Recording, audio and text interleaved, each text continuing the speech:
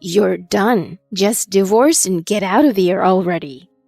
My mother-in-law raises her voice at me. She's a despicable human. Seems like she only sees me as a tool for making babies and a submissive housekeeper. With a mother like this, it's no wonder my husband turned out so twisted. Of course, I'll go through with the divorce. I'm Vicky, a 32-year-old homemaker. It's been 3 years since I married Alex. We met through work, both handling clients on different sides. I was impressed with him from our first meeting. He was friendly, had a lovely smile, and was dedicated to his job. Even when it was tough to align our project directions due to differences in our company policies, he actively shared his opinions and tried to accommodate our requests. Seeing such a reliable side of him, I gradually found myself drawn to him. And it turned out he was interested in me too, because he asked me out for dinner when our project settled down. When we went out, he showed me his attentive and gentlemanly side, leaving a great impression in the private too. Time flew by as we enjoyed our meals together, and soon we were regularly meeting up, bringing us closer. Then one day, he asked me to be his girlfriend, and we became exclusive. Being with such a wonderful guy made me feel giddy. I hadn't had much experience with the relationships, and the guys I dated before weren't particularly nice. So having someone as kind as him was a first for me. Throughout our relationship, he treated me like a princess, making me feel loved. We continued dating without any major issues for a while. One day, he suggested going to a fancy restaurant.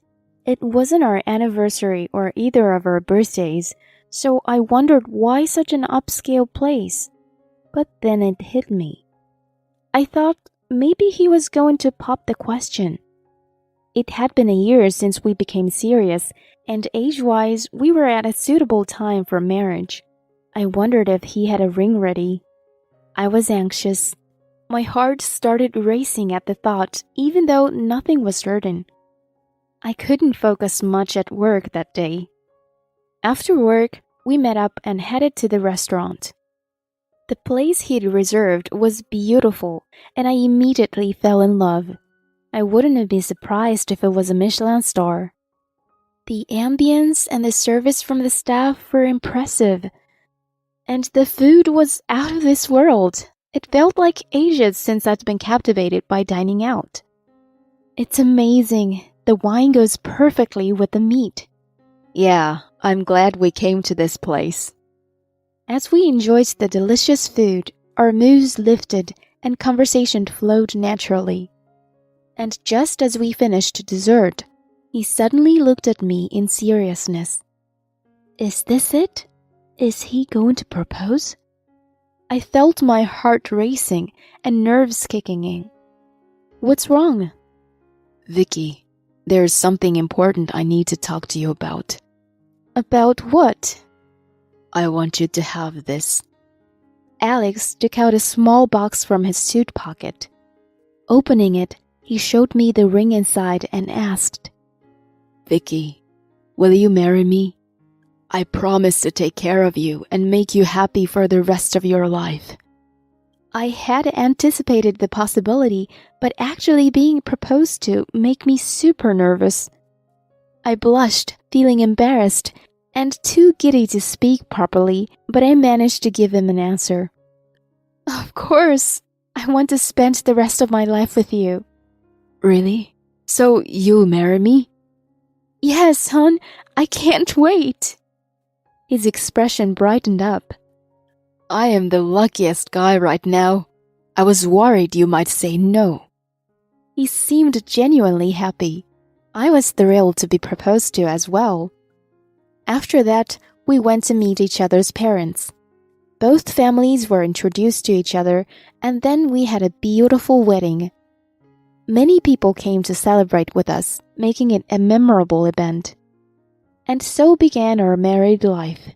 He wanted me to be a homemaker, so I quit my job and focused on the household. I did my best to support Alex.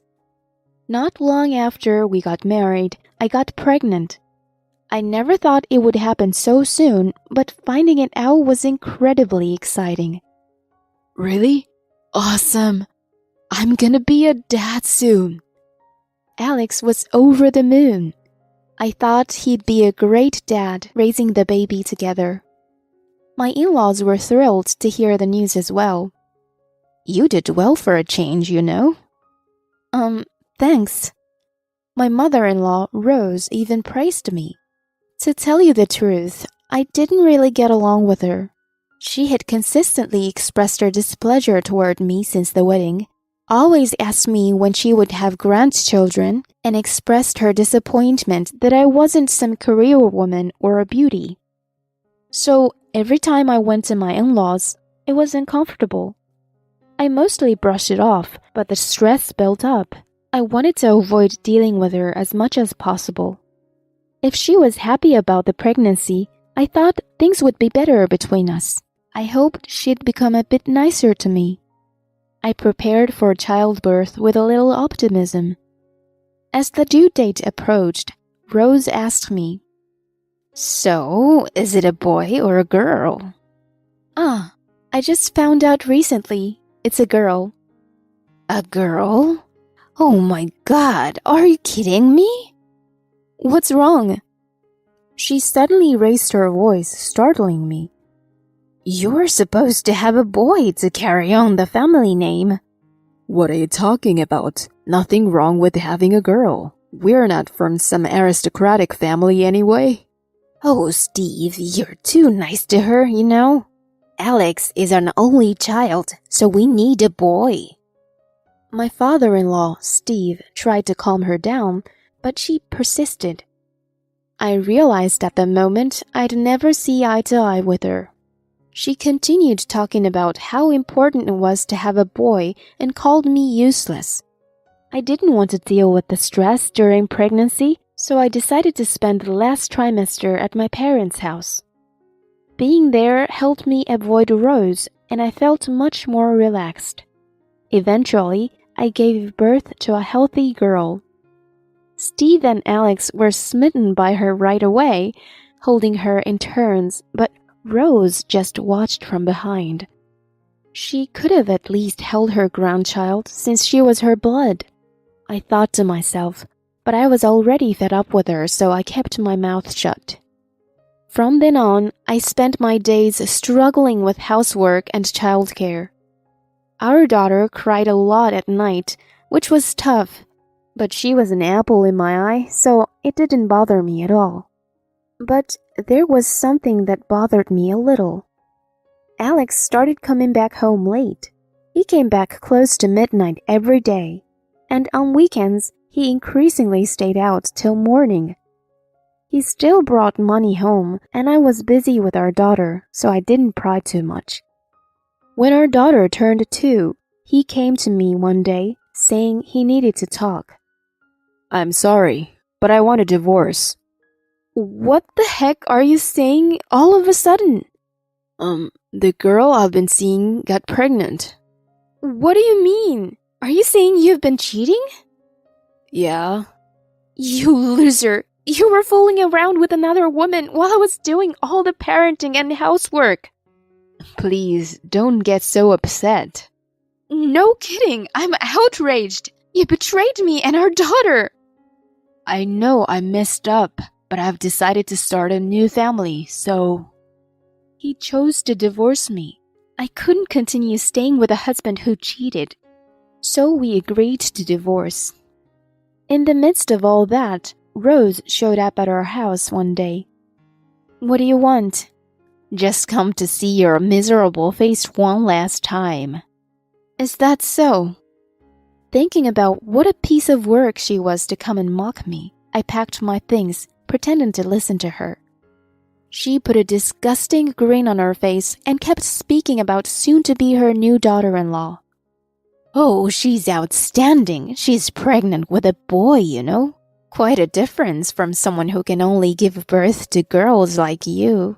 She's young and beautiful, too. I wish Alex had married her from the start. Then he wouldn't have to take this detour with you. He's such a wonderful man, you know. He deserves someone glamorous like her. She made it sound as if I were at fault. People who talked about things only from their perspective were all like that. They didn't realize how self-centered they were when looked at objectively. What's so wonderful about him? He's the lowest of the low for cheating and getting his mistress pregnant, isn't he? Or did you teach him that cheating is okay? You've given him a shameful education. How dare you speak to me like that? I'm just stating facts. Shut up! I'm saying having a boy is what matters, and that girl is way more useful than you anyway. You're done, so get out and divorce quickly. She raised her voice at me. Such a despicable human. She only saw me as a tool for making babies and a submissive housekeeper. With a parent like that, it was no wonder Alex turned out so twisted. Of course, I'll go through with the divorce. I gladly decline a man like him. Please, you don't have the authority to belittle my son. You just happened to marry him by luck. Lightning doesn't strike twice. If you understand, just get the heck out now. She tried to kick me out right then and there. Obviously, I didn't want to live with a cheating husband any longer either. I'll handle alimony and child support through my lawyer. Yeah. I guess it's something you desperately need, huh? Considering you're about to become broke. She mocked me until the very end. How rotten she was. I wasn't going to let her bother me, though. Breaking ties with such a low person was a blessing in disguise. Having my daughter around her grandmother wasn't good for her either. I grabbed her and left immediately, heading back to my parents' house. They welcomed us warmly. You went through a lot. You can stay here as long as you want. They really are the worst mother and son. It's great to have you and our granddaughter with us. It felt calming to be back home after so long. My daughter seemed happy to see Grandpa and Grandma. Then I took some time to plan for the future. First off, I needed to demand alimony and child support from Alex. With my dad's help, I got a lawyer and served him. He was stunned by the amount I demanded and quickly contacted my lawyer. After a vigorous negotiation, he eventually agreed to the alimony and child support payments. With the combined amount, it was quite substantial. We agreed on installment payments, and if he fell behind, his salary would be garnished. There was no way he could cry poverty and avoid payment. I also demanded compensation for the mental anguish caused by his affair and his mother's harassment.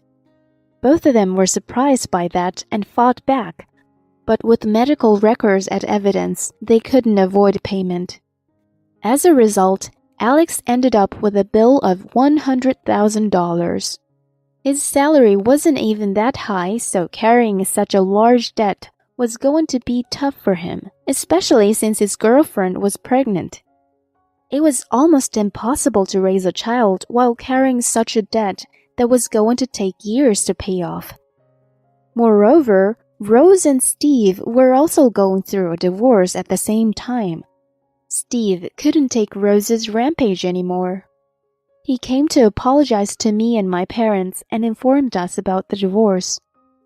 Honestly, I was amazed by his patience in staying with someone like her for so many years. I really hoped he'd spend the rest of his life using his money and time for his own happiness. While living at my parents' house, I started looking for a new job. Thanks to the qualifications I already had, I landed a clerical job and returned to the workforce after a long time. At first, things didn't go as smoothly as I hoped, and it reminded me of when I first got a job right after college. I was the same back then. If I worked hard and stayed humble, I believed things would eventually work out. I threw myself into work. When I got home, my daughter greeted me with a big hug. Just that made all the fatigue disappear, and I felt motivated again. My mom cooked dinner, and enjoying the meal with the four of us, my parents, my daughter, and I, gave me peace of mind. With their support, I faced each day as a single mother doing my best. Around the time my divorce was finalized, I suddenly got a call from Alex. It gave me a chill. I didn't even want to hear his voice and ignored calls at first. The phone kept ringing persistently, so I reluctantly answered. "What do you want now? Why do you keep calling me?" "Hey, let me ask you one thing. Can a child have a different skin tone and hair color from its parents by some kind of gene mutation?" "What are you talking about all of a sudden?" "I mean, can a child born to Caucasian parents have a yellowish undertone to the skin? Can they have jet black straight hair?" He sounded pretty shaken up over the phone. From what he was saying, I kind of figured out what he wanted to ask. "Do you mean your baby's biracial?" Ugh. "Are you saying your wife got involved with an Asian origin and got pregnant?" "Don't say it so bluntly. I've been fooled. She said it was my kid and was a boy, so we got married. But I can't raise a child thinking it's mine when it's not. As he grows up, everyone will figure out he's not mine." "But legally, you're the father on the birth certificate, right?" "Darn it. How did it come to this? Hey, can we start over?" "Excuse me?" "My mom and I will move in with you and your parents. We can be one big happy family." "What the heck are you talking about? That's so gross." "Gross? What do you mean?" "Come on, you know what I mean. Why do we have to live with your mom anyway?" "Listen, neither me nor my daughter have any love left for you. I don't want to see your face or talk to you. Honestly, I don't even want to hear your voice like this." "Don't be so harsh. We used to love each other, didn't we? Please, I'm begging you. Save me and Mom." "You're the one who betrayed us. Stop saying things that only benefit you. You don't have the right to see us anymore. And I won't withdraw the alimony and child support demands, ever. Remember, if you ignore the payments, your salary will be garnished." Ugh. I hung up on him. But later, he and Rhodes showed up at the house. I took refuge in a room with my daughter, and my dad dealt with them. "What do you come here for?" Please let us stay with you." His brain must have been wired totally differently from a normal person's. Despite being harshly rejected by me, he had the nerve to show up with Rose. I assumed they were that desperate, but they underestimated us too much. My dad, being the gentle person he was, wouldn't have forgiven someone who betrayed his family. "Stop talking nonsense and get out of here, or I'll call the police." "Wait, just hear us out, please." "You guys are just strangers to me now." "We were once family, weren't we? I'll work and contribute to the household finances too." "I'll do the housework too, so please let us stay." They adamantly insisted. Then a patrol car showed up. "Oh my God, when did you call them?" "I can't believe you reported us." "Enough with the nonsense. You're strangers, as I said before. In other words, trespassers. Obviously, I'll report them. I had asked my wife to call the cops already." "Oh no." They tried to flee in panic. That just made the cops more suspicious, and they were detained on the spot. "Wait a minute. We were just talking. Please let us go. Why do we have to get arrested?" They struggled, but they were mercilessly put into the patrol car and taken away by the officers. Afterward, they were released, but we got a restraining order against them. Word got out at Alex's workplace about his arrest, which led to his demotion and had his salary reduced, making life even tougher. He got divorced from his second wife and received alimony since the child wasn't his. He also started a legal process to take his name out of the birth certificate.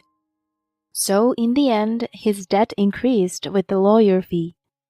Currently, Rose has started working part-time, and they are living a humble life while trying to repay the debt together. Well, it's all their own doing, and they well deserve it. Meanwhile, I'm enjoying my ordinary but happy life with my daughter and parents. I'm getting used to my job, and gradually I'm earning recognition from those around me.